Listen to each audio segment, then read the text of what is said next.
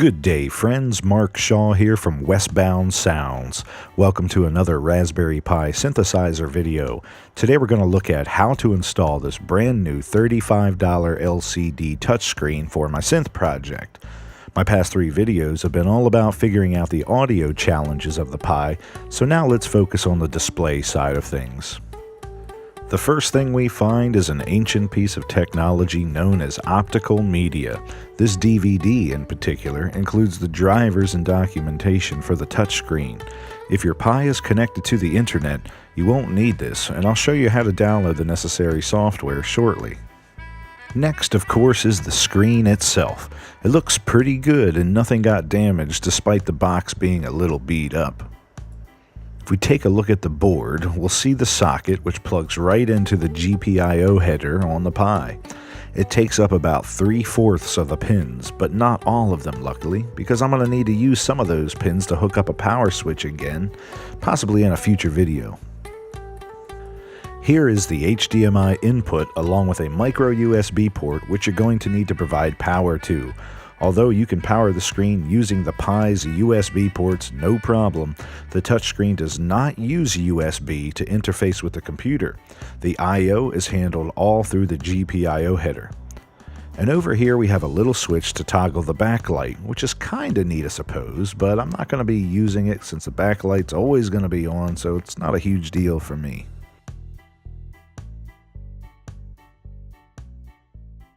They've also provided a bag of copper pillars for mounting purposes. And here's a really nifty HDMI dongle. Since the screen will sit right on top of the Pi, this dongle is perfect and will keep things nice and snug without needing an actual HDMI cable. And lastly is the stylus. This one appears to have been pulled directly from a Nintendo DS. I'm sure it will be necessary for some precision, but I'm hoping to use my fingers to do most of the touching. Alright, let's get rolling. First, we'll go ahead and seat the screen on the GPIO header.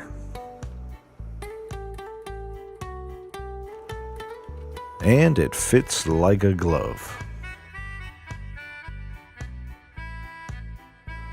Next, we'll plug in the HDMI dongle, which has a very satisfying snap.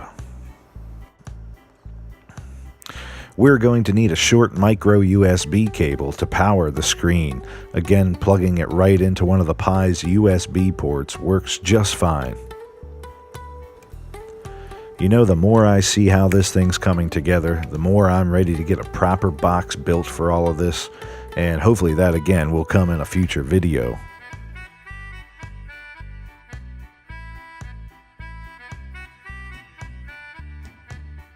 Alright, well this looks great. Let's go ahead and power it on and see what we get. At this point, I have not installed any software on this thing yet, so it's bound to have some kind of issue right out of the gate.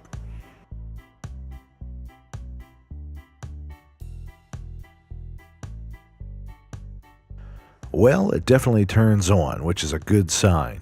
As you can see, the first time we turn it on, there's a weird group of lines that appears over here to the right. I almost thought the screen was defective at first, but luckily it's just temporary until you install the software. The software will set the correct resolution and provide the touch functionality.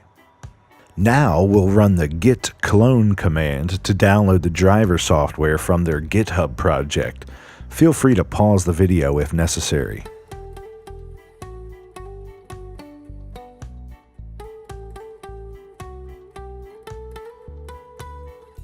After Git finishes downloading the software, it will create the lxde-show directory. When we look at the contents, you'll see a series of scripts. Since this is the 5-inch model, the lxde-5-show script is the one we want to run. But first, let's go back to the parent directory because per the instructions, we need to recursively set the directory to have executable permissions by running this command right here. Let's go back in the directory, and now we'll be able to run the script. It will need to be executed using sudo /lxde5-show. The driver installation process is automatic. Within a few seconds, the Pi will reboot and we'll have a working screen. And yep, as you can see, the funky lines on the right have disappeared and the full screen is being utilized.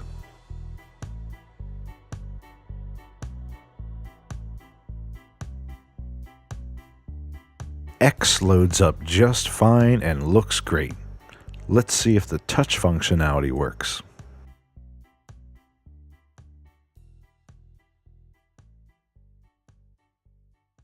Excellent. We're ready to roll.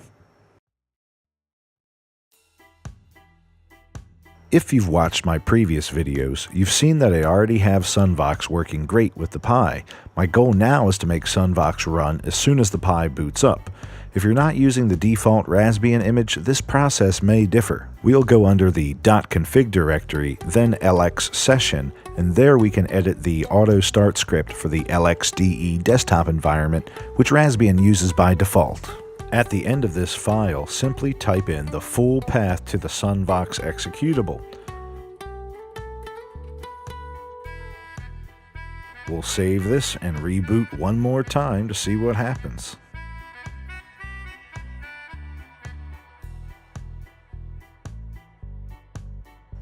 Nice! SunVox now loads first thing.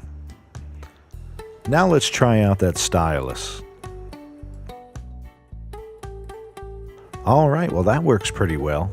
Although it is very sensitive here in SunVox. You can see even by lightly tapping on one of the modules, it kind of skews the alignment just a little bit.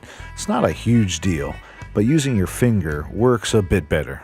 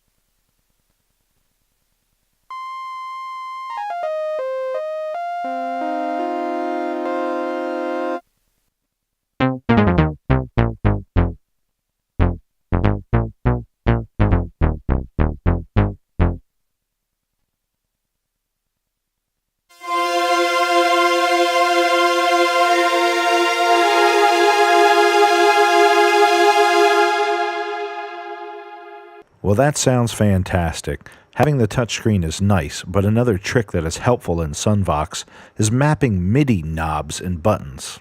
You can see that this first module has an attribute called waveform. Right-click on it and then left-click on the dots in the MIDI in section. SunVox will wait for you to press a button or move a knob, and then now you can adjust the waveform attribute on the fly, as you can see here.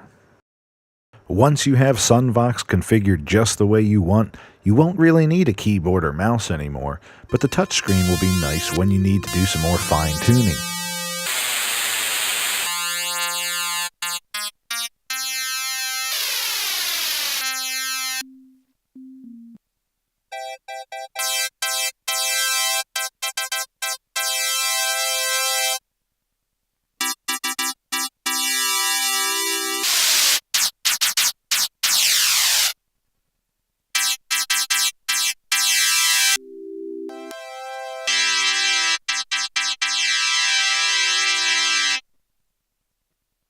Be sure to save your project and then access the preferences to set the starting template to load every time SunVox starts.